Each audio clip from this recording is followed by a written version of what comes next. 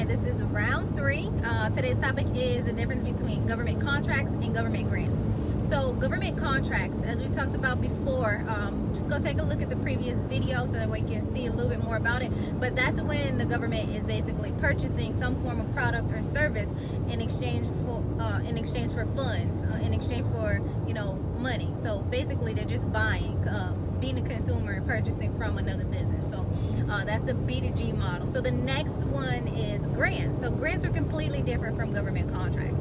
So grants are usually, it's free money, honestly. It's money that goes out to fund different research or development goals, any projects that could be beneficial to the community, and it's usually surrounded by a social impact goal. So whether it's something that's going to support the local economy, support local businesses, or support a community, or support a disenfranchised group.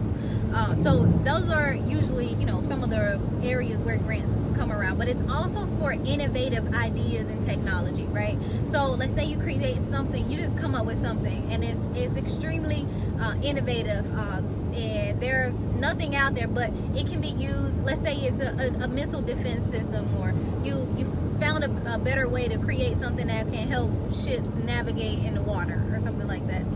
So you can actually go out and apply for a grant, and there are like different ways you can search for these grants. So you can go to grants.gov. There are 2 programs as well. So there's the SBIR program is like SBIR and the STTR programs that basically fund innovative ideas and new projects that come up. But in terms of different programs, so sometimes there could be a grant available for creating a program to help minority-owned businesses, scale and grow to the next level. If you can create a program around that, then you can respond and actually be awarded that grant. So that's kind of like the difference between the grants and the contracts. The grants also have a lot of paperwork attached to it. So during the cycle of the grant, and sometimes with contracts as well, really just depending on how long the contract is and what it's for, but you have to send consistent updates to that organization, just letting them know what's going on, how the program is going, how the funds are being used, and that's beneficial to be and that's beneficial in 2 ways.